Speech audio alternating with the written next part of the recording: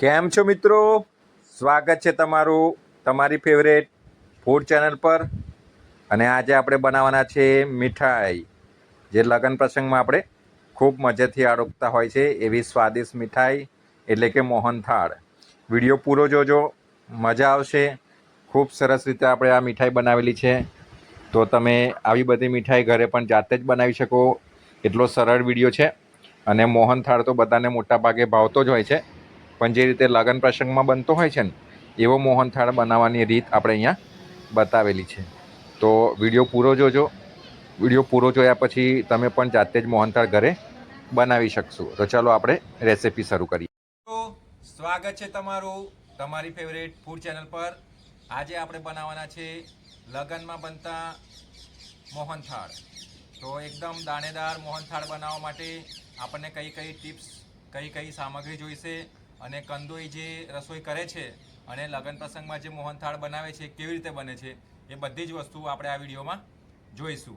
તો ચલો આપણે હવે રેસિપી શરૂ કરીએ. તો મિત્રો, લગ્ન પ્રસંગમાં બનતા મોહનથાળ મીઠાઈ બનાવવા માટે આપણે અગત્યનું માપ ધ્યાનમાં રાખવાનું છે. તો આપણે અહીંયા લીધું છે 500 ગ્રામ ચણાનો લોટ, પરંતુ આ લોટ થોડો અલગ આવે એટલે તમે ઘંટી જે હોય લોટની ત્યાં જઈને એવું કહેજો કે મોહનથાળ માટેનો કકરો લોટ આપો, તો એ તમને આપશે. તો આપણો હવે આવી રીતે 500 ગ્રામ ચણાનો કકરો લોટ લેવાનો છે. સાથે આપણને જોઈશે 400 ગ્રામ ખાંડ, એટલે કે 2 મોટી વાડકી ખાંડ, 100 ml એટલે કે 1 વાડકી જેટલું દૂધ, અહીંયા મેં 500 ml ઘી લીધું છે, અને આ આપણે બદામની કતરણ, એલાયચી. તો ખાસ અગત્યનું ધ્યાન રાખવા જેવી સામગ્રીમાં આપણને જોઈશે 500 ગ્રામ ચણાનો કકરો લોટ, 400 ગ્રામ ખાંડ અને 500 ml ઘી. તો આ ખાસ અગત્યનું તમારે ધ્યાનમાં રાખવાનું છે મિત્રો. આટલું માપ તમારે બિલકુલ ભૂલવાનું નથી. ઠીક છે? તો 500 ગ્રામ ચણાનો લોટ, 400 ગ્રામ ખાંડ અને 500 ml ઘી, આ બહુ અગત્યનું માપ છે. આ તમારે ધ્યાનમાં રાખવાનું. જેટલી વધારે મીઠાઈ બનાવવાની હોય એટલું ગુણ્યા આ કરતું જવાનું. ચાલો હવે આપણે રેસિપી આગળ વધારીએ. તો મિત્રો, આપણે ચૂલા પર કઢાઈ મૂકી દીધી છે ગરમ કરવા. હવે કઢાઈની અંદર આપણે 100 ml અથવા 100 ગ્રામ જેટલું ઘી અને 100 ગ્રામ જેટલું દૂધ આપણે ઉમેરી અને ગરમ કરી લઈશું. ચૂલા પર આપણે કઢાઈ ગરમ કરવા મૂકી દીધી છે. હવે એમાં આપણે 100 ગ્રામ જેટલું ઘી ઉમેરી લઈશું. તો 500 ગ્રામ ઘીમાંથી આપણે 100 ગ્રામ ઘી લેવાનું છે, એને કઢાઈમાં ઉમેરી લેવાનું છે.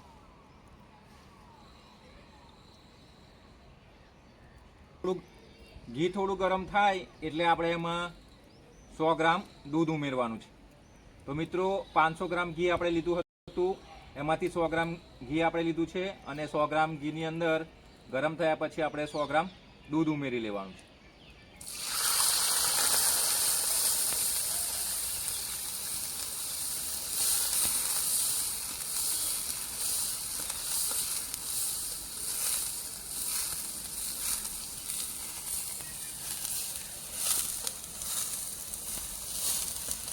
અને એને મિક્સ કરી લેવાનું.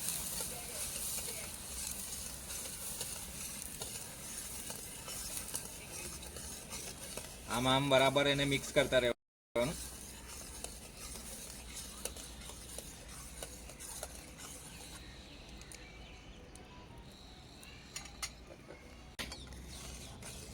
તો મિત્રો, આ મિશ્રણને 2 થી 3 મિનિટ ગરમ કર્યા પછી આપણે એને લોટમાં ઉમેરી લેવાનું છે. તો મિત્રો, આપણો આ 500 ગ્રામ ચણાનો લોટ કકરો એવી રીતે એક પ્લેટમાં લઈ લેવાનો.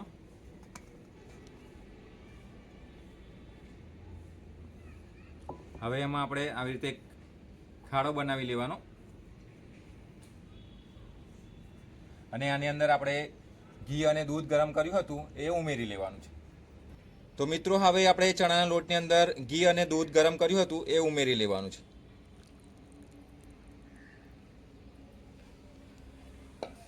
તો મિત્રો, દૂધ અને ઘી અત્યારે ગરમ હોય એટલે આપણે આને હાથથી મિક્સ નથી કરવાનું. આવી રીતે આપણે તવેથો લઈ લેવાનો અને એની મદદથી આવી રીતે એને મિક્સ કરવાનું છે.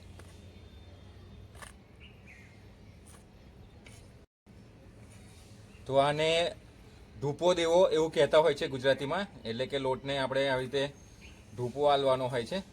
તો ગરમ દૂધ અને તેલનું મિશ્રણ આપણે 500 ગ્રામ ચણાના લોટમાં ઉમેરી આવી રીતે ધીરે ધીરે મિક્સ કરવાનું છે. શરૂઆતમાં આપણે ચમચી કે આવી રીતે તવેથાની મદદથી કરવાનું. ઠંડુ થાય પછી હાથથી કરી લેવાનું. તો મિત્રો 2-5 મિનિટ પછી મિશ્રણ ઠંડુ થાય એટલે આમ હાથથી જોઈ લેવાનું એમ ઠંડુ છે. આપણે એને હાથથી પણ પછી મિક્સ કરી લેવાનું. તો પછી બંને હાથથી આવી રીતે લોટને બરાબર મિક્સ કરી લેવાનું. તો મિત્રો હાથની મદદથી આપણે લોટ અને ઘી અને દૂધના મિશ્રણને બરાબર મિક્સ કરી લીધું છે. તમે જોઈ શકો છો, જો કેવું કણીદાર થઈ ગયું છે ને? જો એકદમ કણી કણી થઈ ગઈ છે ને જો. તો આ ટિપ્સના કારણે જ આપણે જે લગ્ન પ્રસંગમાં મોહનથાળ જમતા હોય છે ને એકદમ કણીદાર હોય છે. એનું આ સિક્રેટ છે. એ લોકો આવી રીતે લોટ બાંધતા હોય છે. બરાબર? તો જોઈ લો કેવું કણીદાર થઈ ગયું છે ને જો. તો તમે પણ આ ટિપ્સથી જરૂર એકવાર બનાવજો. હવે આપણે આ લોટને છે ને બરાબર મિક્સ કરી અને આવી રીતે દબાવી દેવાનો છે. આવી રીતે દબાવી આપણે એને 30 મિનિટ ઢાંકી લેવાનો છે. તો મિત્રો લોટને હવે આપણે 30 મિનિટ માટે ઢાંકીને મૂકી દેવાના છે. તો આવી રીતે પ્લેટની મદદથી આપણે એને ઢાંકી દેવાનો છે અને 30 મિનિટ આ લોટને રવા દેવાનો છે. તો 30 મિનિટ આ લોટ આપણો તૈયાર થાય ત્યાં સુધી આપણે ચાસણી બનાવી લેવાની છે ખાંડની. તો ચાલો હવે આપણે ચાસણી બનાવી લઈશું. મિત્રો ચૂલા પર આપણે અલગ વાસણ લઈ લીધું છે અને એની અંદર આપણે 400 ગ્રામ ખાંડ ઉમેરી લેવાના છે, એટલે કે 2 વાટકી. તો આ 1 વાટકી અને આપણે આ બીજી વાટકી. તો આપણે અહીંયા 400 ગ્રામ ખાંડની ચાસણી બનાવવાના છે. એના માટે આપણે 400 ગ્રામ ખાંડ લઈ લીધી છે, એટલે કે 2 વાટકી. અને જેટલી ખાંડ હોય એનાથી અડધું પાણી લેવાનું છે. તો 2 વાટકી ખાંડની સામે આપણે 1 વાટકી પાણી લેવાનું.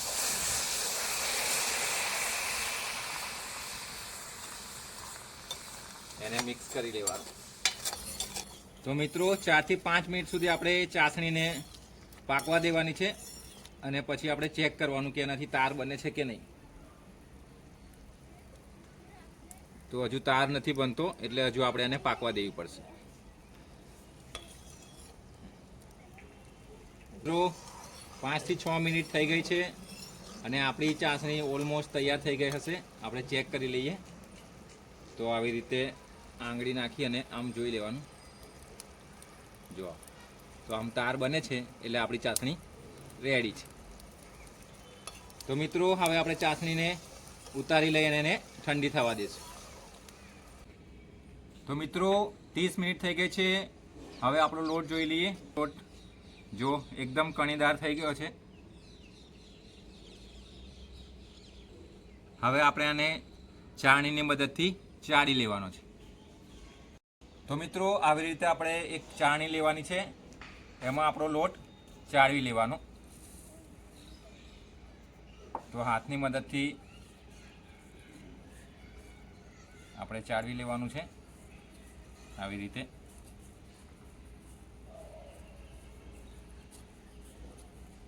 તો જો નીચે કેવો એકદમ જાળીદાર લોટ પડે છે ને જો. તો આ જાળીદાર જે લોટ છે ને એનાથી જ આપણા મોહનથાળ એકદમ કણીદાર બને છે. તો કણીદાર લોટ બનાવવા માટે આ પ્રક્રિયા તમારે જરૂરથી કરવાની. આવી રીતે ચાળણીમાં આપણે બધો લોટ ચાળી લેવાનો છે.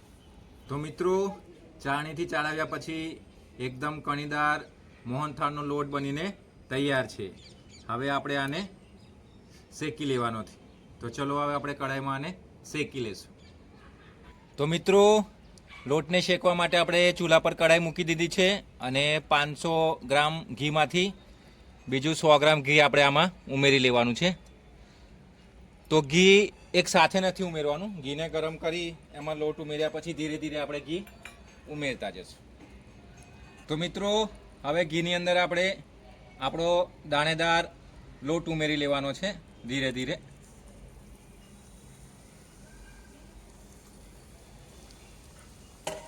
અને એને સતત હલાવતા રહેવાનું છે.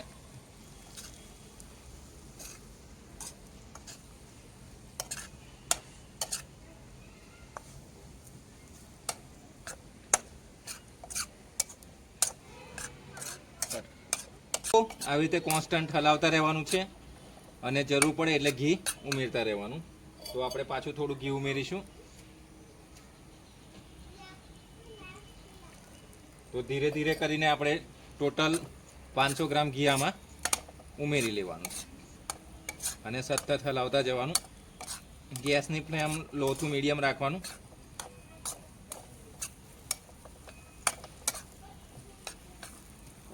તો મિત્રો આપણો લોટ થોડો લાલાશ પડતો થવા લાગ્યો છે.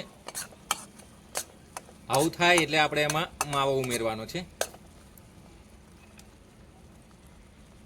તો અહીંયા મેં 100 ગ્રામ મોરો માવો ઉમેર્યો છે. જો તમારે માવો ના ઉમેરવો હોય તો તમે થોડું થોડું કરીને દૂધ પણ ઉમેરી શકો છો. પણ લોટ લાલ થવા આવે એટલે એમાં આપણે માવો ઉમેરી લેવાનો. અને જે મોહનથાળ એકદમ ટેસ્ટી અને સરસ બનતો હોય છે એ આ માવાના લીધે જ બનતો હોય છે. રસોઈમાં બધા જ કંદોઈ લોકો આ ઉમેરતા હોય છે, લગ્ન પ્રસંગમાં ખાસ કરીને. તો તમારે પણ માવો ઉમેરી લેવો, જેથી તમારો મોહનથાળ એકદમ સરસ બિલકુલ લગ્ન પ્રસંગ જેવો બને. પરંતુ એને કોન્સ્ટન્ટ આવી રીતે પછી હલાવતા રહેવાનું છે.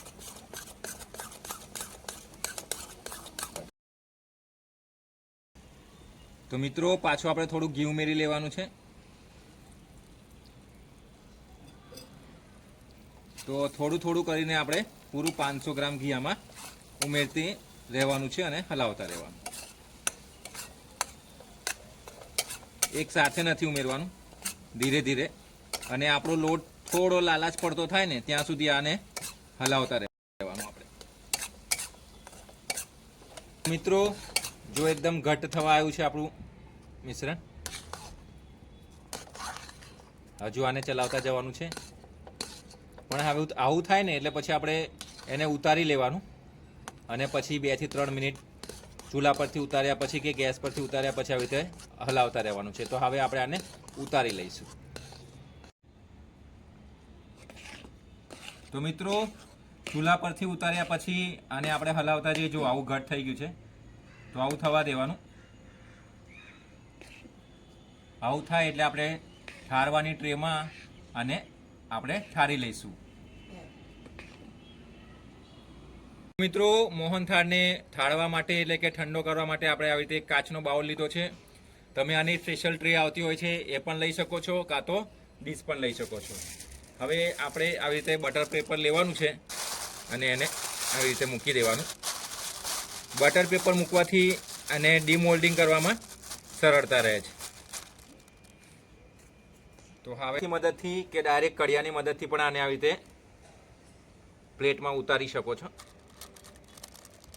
મેં ડાયરેક્ટ કડિયાની મદદથી જ આને આવી રીતે કાઢી લીધું છે. તો ઠાર્યા પછી આપણે આવી રીતે બદામની કતરણ અને કાજુની કતરણ ઉમેરી લેવાની છે, પિસ્તાની. એટલે બધી નાની નાની કતરણ કરી અને આવી રીતે ઉમેરી લેવાની.